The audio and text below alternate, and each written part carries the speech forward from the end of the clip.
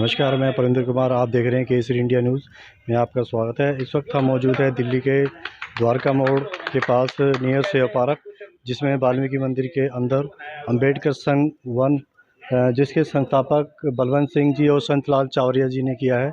और देख सकते हैं यहाँ पे हमारे दीना भाना जी है वाल्मीकि मंदिर में, जो यहाँ के दीना भाना जी के नाम पर एक आयोजन किया गया है। तो उसके बारे में यहाँ पे कुछ बुद्धिजीवी व्यक्ति मौजूद है। चलिए हम बात करते हैं। मान्यवर, आपका नाम सर? राजकुमार जाजोटर मेरा नाम है। राजकुमार जी, आज जो ये प्रोग्राम रखा गया किस विषय पे रखा गया, आप क्या संदेश देना चाहते हैं? ये प्रोग्राम आज दीना भाना साहेब जी का जन्म दिवस के उपलक्ष्य में रखा गया है और ये सभी महापुरुष उनके जन्मदिन को सेलिब्रेट करने के लिए एकत्रित हुए हैं। आपको वैसे तो मैं बताऊंगा कि मेरे सामने अभी इस वक्त दो चुनौतियां हैं। एक तो खुशी है और एक दुख भी है। खुशी तो इस बात की है कि हमारे साहेब जी दीना भाना साहेब जी का जन्मदिन है, परंतु दुख इस बात का है कि हमारे समाज में अभी बहुत सारे लोग, बच्चे और हमारे बड़े भी हैं जो दीना भाना साहेब जी के बारे में जानते नहीं हैं। उनको समझने की ज़रूरत पड़ेगी, उनके पद चिन्हों पर चलने की ज़रूरत पड़ेगी, उनके बताए हुए मार्गदर्शन की ज़रूरत पड़ेगी।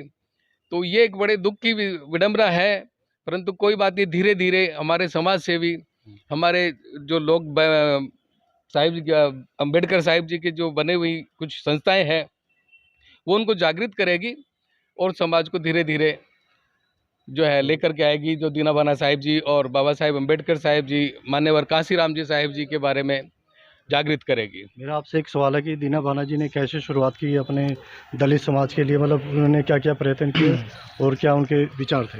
देखिए, उनके विचार तो बहुत शुद्ध थे, जो हमारे समाज के लिए यानी कि बहुजन समाज के लिए बहुत कुछ करना चाहते थे।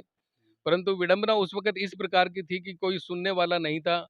और जहां वो काम करते थे, तो एक बार साहिब जी का जन्मदिन था, तो जन्मदिन पे उन्होंने छुट्टी लेने के लिए प्रयास किया, परंतु उच्च अधिकारियों ने छुट्टी देने से मना कर दिया। तो दूसरे दिन जन्म दिवस था, तो रात को साहिब जी कांशीराम जी के पास पहुंचे और कांशीराम जी को जाकर के उन्होंने बताया कि चाहे मुझे नौकरी से निकाले या रखे, मुझे उस बात की परवाह नहीं है। मुझे कल मेरे बाबा साहेब अम्बेडकर जी का जन्म दिवस है और मुझे छुट्टी करनी है तो करूँगा।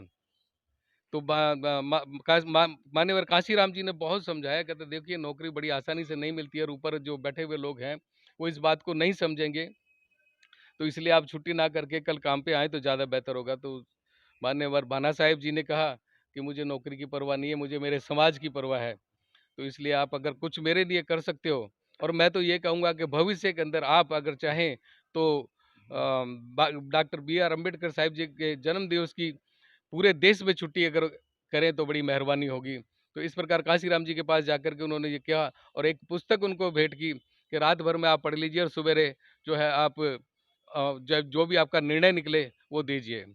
तो कांशीराम जी ने, मान्यवर कांशीराम जी ने वो पुस्तक को थोड़ा संक्षिप्त में पढ़ा। पढ़ने के बाद उनको जागृति पैदा हुई और जागृति पैदा होने के बाद तुरंत उन्होंने जाकर के सवेरे कहा कि आज आधे दिन का अवकाश सबको मिलेगा और दीना भाना साहिब जी को पूरे दिन का अवकाश मिलेगा, जो हमारे डॉक्टर B.R. अम्बेडकर साहिब जी का जन्म दिवस है, इसलिए सबको आज छुट्टी प्रदान की गई है। ऐसा इन्होंने बहुत बड़ा कार्यक्रम किया। फिर धीरे धीरे इसी तरीके से बहुत सारी संस्थाओं के साथ के अंदर बाबा साहेब अम्बेडकर जी भी कांशीराम जी भी जुड़े और बाबा साहेब अम्बेडकर जी का इस तरीके से धीरे धीरे विस्तार होता चला गया, लोगों के अंदर जानकारी पैदा होती चली गई।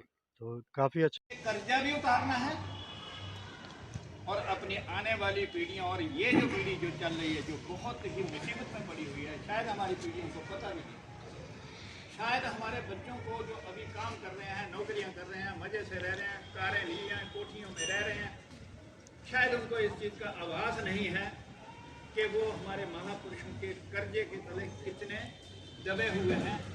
तो हमें कर्जा उतारने की शुरुआत अपने घर से, परिवार से, बच्चों से शुरू करनी चाहिए।